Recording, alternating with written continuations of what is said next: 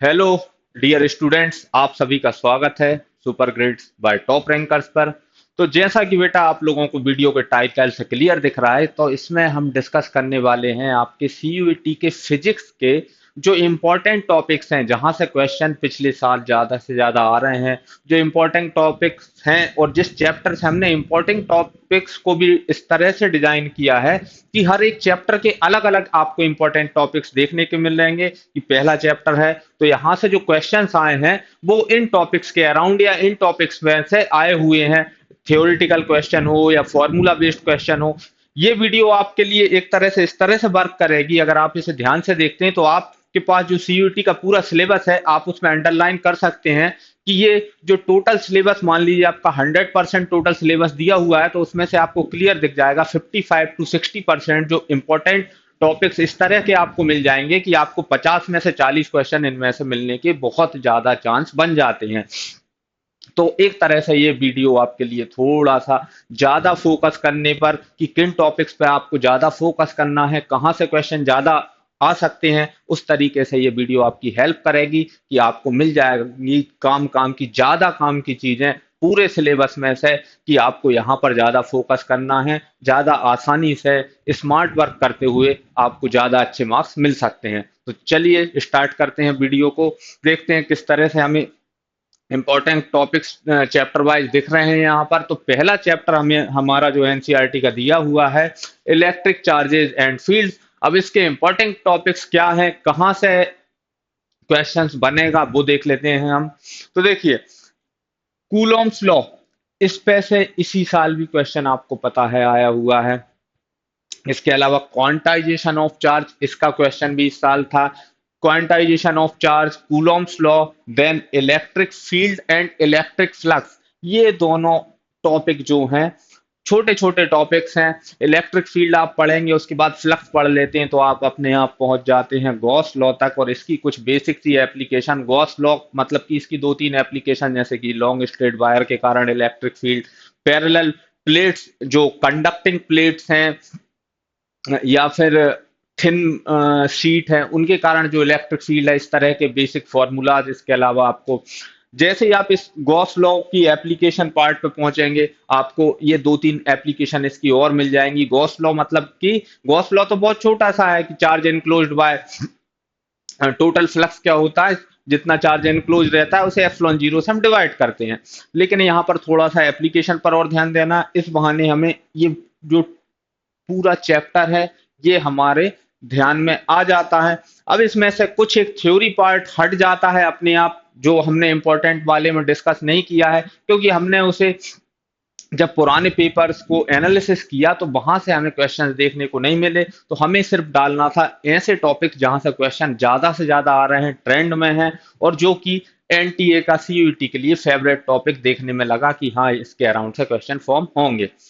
और पेपर भी अब इस तरह से नहीं सोचना है कि एकदम से चेंज हो गया। तो बेटा, अभी जब भी आप किसी भी बड़े एग्जाम को, किसी भी एग्जाम को उठा के देखिए, जब सिलेबस में चेंज होता है तो एकदम से नहीं होता, धीरे धीरे धीरे करके जो एग्जाम का सिलेबस है, जो पैटर्न है, जिस तरह के क्वेश्चंस उसमें आते हैं, उनमें थोड़ा थोड़ा करके चेंज होता है। तो इसे आप श्योरिटी के साथ मान सकते हैं कि इनके अराउंड क्वेश्चन आपको देखने को मिलेंगे। और पहला चैप्टर आपको पता भी है कि पहला चैप्टर बहुत ही इंपॉर्टेंट है। इसमें से आपको ज्यादा से ज्यादा इलेक्ट्रिक फील्ड में से 6 क्वेश्चन आए थे जैसे इस साल, तो ज्यादा क्वेश्चन आते हैं, 5 या 6 क्वेश्चन इसमें से आए। इलेक्ट्रिक करंट पे से शायद 6 या 7 क्वेश्चन आए, है ना। दूसरा चैप्टर आपका दिया हुआ है पोटेंशियल एंड कैपेसिटेंस। इसमें भी आप बहुत सारी थ्योरी, डेफिनेशन, फॉर्मूला, तो उसमें से हमें पढ़ना किस तरह से है। तो सबसे पहले हमें पोटेंशियल देखना है, पोटेंशियल क्या होता है। पोटेंशियल के बाद हम पोटेंशियल और इलेक्ट्रिक फील्ड में दो रिलेशन बनते हैं। एक से हम इलेक्ट्रिक फील्ड पता है, पोटेंशियल कैलकुलेट कर सकते हैं, या पोटेंशियल पता है तो इलेक्ट्रिक फील्ड कैलकुलेट कर सकते हैं। ये दो के बहाने हमारा जो आधा सा चैप्टर है उसका पे मतलब कि जहां से क्वेश्चन सबसे ज्यादा बन सकते हैं वो हमारा कवर हो जाता है। उसके बाद कैपेसिटेंस, जस्ट कैपेसिटेंस पढ़ना है, and then parallel plate capacitor, क्योंकि बाकी के दो कैपेसिटर न्यू एनसीईआरटी में नहीं है, और ओल्ड एनसीईआरटी का भले ही सिलेबस दिया हुआ है, लेकिन अभी हम इंपॉर्टेंट टॉपिक्स की बात करें तो हमने देखा कि जो एग्जाम में क्वेश्चंस आ रहे हैं वो न्यू एनसीईआरटी पर बेस्ड हैं। तो हमें सिर्फ कैपेसिटेंस के बाद डायरेक्ट पहुंचना है पैरेलल प्लेट कैपेसिटर पर, और पैरेलल प्लेट कैपेसिटर में भी कुछ एक जो अरेंजमेंट बनते हैं कि बीच में कोई डाइलेक्ट्रिक स्लैब को इंट्रोड्यूस कर दिया है, इस तरह के केस पढ़ने हैं। और then energy stored in capacitor का जस्ट एक फॉर्मूला, इस तरीके से हमारे हो जाते हैं ये दो चैप्टर कंप्लीट। अब चलते हैं थर्ड चैप्टर पे जिसका नाम है इलेक्ट्रिक करंट, जिसे हिंदी में बोलते हैं विद्युत धारा। अपन देखते हैं किस तरह से इसमें क्या क्या इंपॉर्टेंट हो सकता है। तो देखो, किरचॉफ्स लॉ, दोनों लॉ हमें ध्यान से देखना है। पहला तो करंट लॉ, उसकी बहुत ज्यादा एप्लीकेशन हमें नहीं देखने को मिलती है, उस पर बहुत ज्यादा क्वेश्चन ऐसा कॉम्प्लिकेटेड बन भी नहीं सकता है, जस्ट जितना इनकमिंग करंट आउटगोइंग करंट। खैर अभी हम इस तरह की बात नहीं करते हैं, क्योंकि अभी हम सिर्फ इंपॉर्टेंट टॉपिक्स को देख रहे हैं, उनके अराउंड देख रहे हैं, अभी हम पढ़ नहीं रहे हैं। अभी हम ये डिसाइड कर रहे हैं कि इतने सिलेबस में से कौन सा ज्यादा इंपॉर्टेंट है और किसको ज्यादा अच्छे से पढ़ना है। किरचॉफ्स लॉ, दोनों लॉ पढ़ लेना है, उसमें KVL KCL. Then combination of resistance बहुत ही इंपॉर्टेंट हो जाता है इस बार भी आपको। अगर इस बार का पेपर देखो तो आपको तीन क्वेश्चन इधर से डायरेक्ट मिल जाएंगे, अगर आपसे ये नहीं बनता तो वो तीनों क्वेश्चन आपसे नहीं बन सकते थे। ओम्स लॉ, और उसी के साथ लिख दिया हमने रजिस्टिविटी और कंडक्टिविटी क्या होती है। Then drift velocity. देखो, ड्रिफ्ट वेलोसिटी पे भले अभी क्वेश्चन ज्यादा नहीं दिखे हमें, लेकिन हमने इन्हें यहाँ पर इंक्लूड क्यों किया है, क्योंकि जितने भी एग्जाम सीयूईटी के अलावा भी हो रहे हैं, नीट हो रहा है, जेई मेंस का हो रहा है, तो यहाँ पर ये चीज बार बार पूछी जा रही है। एनटीए इसे कभी भी पूछ सकता है ना, और इसमें बिल्कुल सिंपल सा रिलेशन बनता है ड्रिफ्ट वेलोसिटी और करंट का, ड्रिफ्ट वेलोसिटी और इलेक्ट्रिक फील्ड का। And then power in circuit, मतलब कि इसे बोल सकते हैं heating effect of electric current. तो ये हमारा हो गया थर्ड चैप्टर और इसके इंपॉर्टेंट टॉपिक्स। अब फोर्थ चैप्टर, जो कि चैप्टर भी बहुत छोटा सा है नई एनसीईआरटी में। तो देखिए, इसमें आप डायामैग्नेटिक, पैरामैग्नेटिक, फेरोमैग्नेटिक, ये मटेरियल्स तो आप बेसिक पढ़ ही लेते हैं कि क्या किस तरह की इसकी प्रॉपर्टी है। इसके अलावा आपको इन दो पॉइंट पे ज्यादा फोकस करना है इस बार के लिए, पर्टिकुलर इस बार की बात करें तो बार मैग्नेट और मैग्नेटिक डाइपोल मूवमेंट जो बार मैग्नेट का बनता है, इन दोनों पॉइंट्स पे हमें यहाँ पर ज्यादा फोकस करना है। हाँ, आप सिलेबस तो ज्यादा है, लेकिन हम क्या पढ़ रहे हैं अभी, क्या बात कर रहे हैं अभी, कि इंपॉर्टेंट टॉपिक्स इसमें से कौन कौन से हो सकते हैं। चलते हैं इसी के साथ।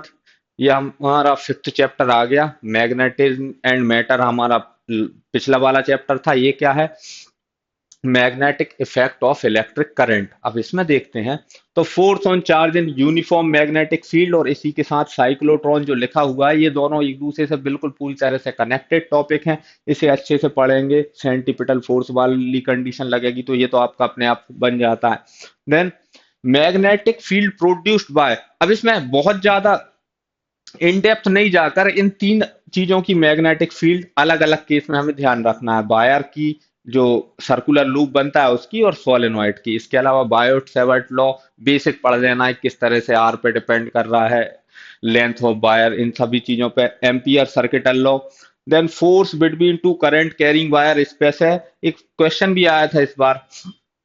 और उसके बाद डायरेक्शन में जो कंफ्यूजन होती है उसके लिए हमें बार बार पढ़ लेना है Fleming left hand rule and right hand rule, इन दोनों को। इसी के साथ अब हम पहुंच जाते हैं हमारे सिक्स्थ चैप्टर पर, जिसका नाम है इलेक्ट्रोमैग्नेटिक इंडक्शन। तो इसमें देखें अगर हम, तो फेराडेज लॉ और लेंस लॉ, ये दोनों एक दूसरे की, लेंस लॉ है क्या एक्चुअल में, फेराडेज लॉ को ही अच्छे से पढ़ लिया तो ये तो अपने आप हो गया है ना, इसी को एक तरह से डिफाइन कर रहा है इधर। इसके बाद मोशनल ईएमएफ, जिस पे बेस्ड इस साल भी क्वेश्चन आया था, ठीक है।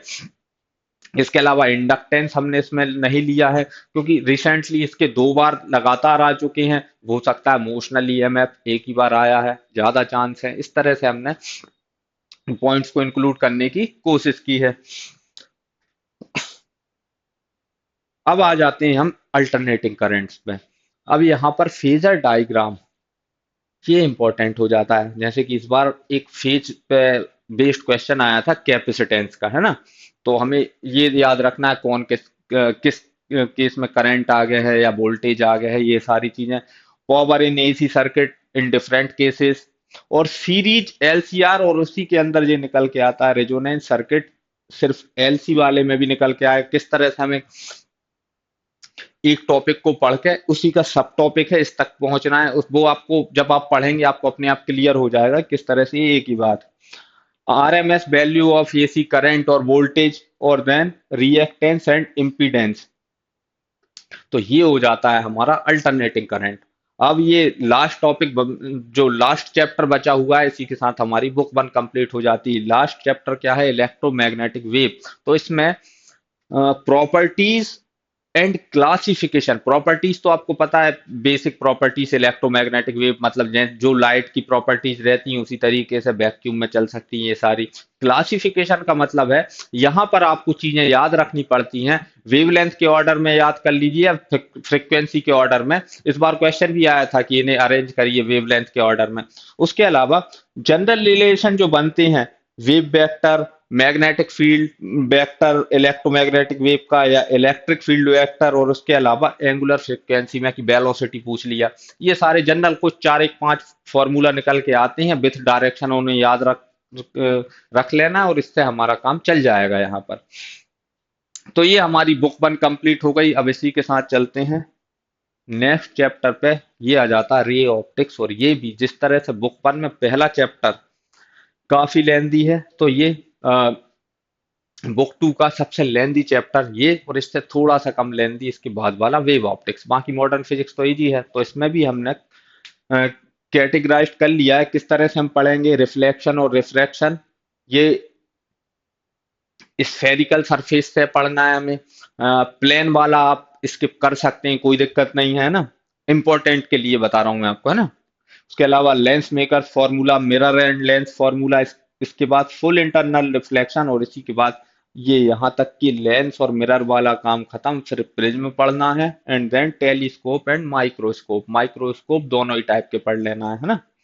उसके बाद वेव ऑप्टिक्स में super position of waves, young double slit experiment और सिंगल स्लिट डिफ्रैक्शन, ये 3 टॉपिक निकल के आते हैं। तो ये हमारे बुक 2 के इनिशियल 2 चैप्टर। और अगर ऑर्डर में बात करें तो 9th एंड 10th चैप्टर हमने देख लिए हैं। इसी के साथ अब आगे बढ़ते हैं, और अब हमारी आ जाती है मॉडर्न फिजिक्स। इसके 4 चैप्टर हैं, इन पे और डिस्कस करते हैं। तो डुअल नेचर पे सबसे ज्यादा क्वेश्चन जैसे इस बार भी आया था, आइंस्टीन इक्वेशन जो है फोटो इलेक्ट्रिक इफेक्ट की, उस पर से आता है। के अलावा ये थोड़ा सा इस बार देखने को एक ही क्वेश्चन मिला था, लेकिन ये जो ग्राफ है, इसके जो ग्राफ बनते हैं, इंटेंसिटी वाला बनता है आपका, फ्रीक्वेंसी वाला बनता है करंट के साथ, तो ये सारे ग्राफ थोड़े से पढ़ लेने हैं। एनसीईआरटी में 4 ग्राफ दिए हुए हैं, उन चारों को समझ के पढ़ लेना है। उसके बाद डी ब्रोगली वेवलेंथ, इस पे क्वेश्चन इस साल भी आया था। ये कुछ फेवरेट टॉपिक्स हैं, इन पे से क्वेश्चन आते ही हैं। जो एटम्स है, इसमें रदरफोर्ड एक्सपेरिमेंट में आप स्केटरिंग एंगल वगैरह और इम्पैक्ट पैरामीटर, वो चीजें स्किप कर सकते हैं थोड़ी सी, क्योंकि अभी तक उस तरह से क्वेश्चन पूछे भी नहीं गए हैं, और बाकी के सारे जो एग्जाम एनटीए कंडक्ट करवाता है उनमें भी नहीं पूछे जा रहे हैं उस तरह से क्वेश्चन। तो इसका जस्ट थ्योरेटिकल पार्ट आप पढ़ लीजिए, और देन स्पेक्ट्रल लाइंस का जो फॉर्मूला बनता है, लाइमन बामर पास्ट एंड जो सीरीज बनती हैं, उन सभी के लिए फॉर्मूला याद कर लीजिए। उस पे से क्वेश्चन आ ही रहा है सीयूईटी में लगातार। उसके बाद एनर्जी, वेलोसिटी और रेडियस के जो शॉर्ट फॉर्मूलाज बनते हैं हाइड्रोजन एटम या फिर किसी भी एटम के लिए, वो याद कर लीजिए, तो ये आपका एटम तक का काम हो जाता है। अब हमारे 2 चैप्टर और बचते हैं, न्यूक्लियई और सेमीकंडक्टर इलेक्ट्रॉनिक्स। तो न्यूक्लियई में बाइंडिंग एनर्जी, इसके साथ बाइंडिंग एनर्जी कर्व भी पढ़ना है, और कुछ छोटी छोटी चीजें याद भी रखना है कि सबसे ज्यादा बाइंडिंग एनर्जी किस एलिमेंट के लिए कब किस तरह से चेंज होता है। वो आप एक बार ग्राफ ध्यान से पढ़ लेंगे तो ये सारे फैक्ट आपको अपने आप पता चल जाएंगे। और मास डिफेक्ट पे से क्वेश्चन आ ही जाता है, मतलब उसमें कि एयू में मास दिया हुआ है, एटॉमिक यूनिट में कितना मास चेंज होगा, इस तरह के क्वेश्चन देखने को मिल ही जाते हैं। इसके बाद हाफ लाइफ टाइम एक सिंगल फॉर्मूला पे बेस्ड है। रेडिएशन मैंने अलग से सिर्फ उसका इतना ही पार्ट डाला है, हाफ लाइफ टाइम। उसके बाद न्यूक्लियस की रेडियस। तो इसी के साथ हमारा हो जाता है ये वाला चैप्टर खत्म। लास्ट चैप्टर देखते हैं सेमीकंडक्टर इलेक्ट्रॉनिक्स में लॉजिक गेट्स। लॉजिक गेट्स पे काफी ध्यान देना है, क्योंकि इस बार नीट में भी लॉजिक गेट्स पर्टिकुलर से 3 क्वेश्चन आए थे। यहाँ पर जरूर पोर्शन कम रह गया, हो सकता है नेक्स्ट जो अभी आप लोग देंगे सीयूटी, उसमें स्पेशल क्वेश्चन ज्यादा देखने को मिले। Then PN junction diode in forward biasing and reverse biasing, और डिप्लीशन लेयर किस तरह से चेंज होती है, ये सारी छोटी छोटी चीजें। तो इसी के साथ बेटा हम लोगों ने देख लिए हैं आपके सिलेबस के इंपॉर्टेंट टॉपिक्स, जहां पर आपको ज्यादा फोकस करना है। अब अगर आप यहाँ पर ज्यादा फोकस करते हैं तो कम मेहनत में आप पहले सारे चैप्टर को, सारे जो चैप्टर्स हैं उनके जो इंपॉर्टेंट टॉपिक्स हैं उन्हें तैयार कर लेंगे। और ये इस तरह से अरेंज किए गए हैं, आप पढ़ेंगे आपको समझ में आएगा अलग से कि इन्हें पढ़ने के लिए आपको बीच में से अलग अलग कुछ पढ़ने की जरूरत नहीं है, वैसे ही क्लियर होता चला जाएगा आपके लिए। तो ठीक है बेटा, फिर इसी तरह की कुछ और एडिशनल इंफॉर्मेशन लेकर हम आपसे मिलते हैं आगे भी।